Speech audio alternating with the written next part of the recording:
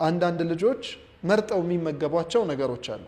አንዳንድ ነገሮችን ደግሞ ሙሉ ለሙሉ የማይበሏቸው ነገሮች፣ ለምሳሌ ወተት የማይጠጡ ልጆች አሉ።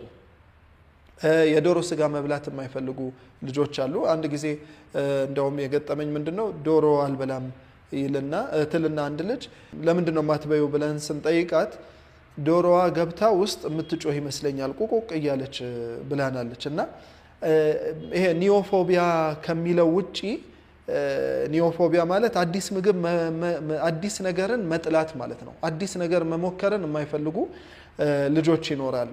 ከዛ ጋር ተያይዞ ምግብንም እንደዛው እንደ አዲስ ምግብን መውሰድ የማይፈልጉ ልጆች ይኖራሉ። የብዙ ልጆች የብዙ ወላጆች ችግር ነው ይሄ ችግር።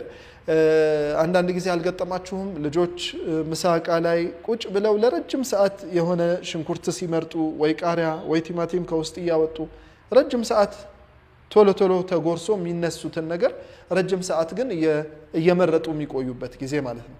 ስለዚህ የእናንተ ችግር ብቻ አይደለም፣ ብዙ ወላጆች በዚህ ይቸገራሉ።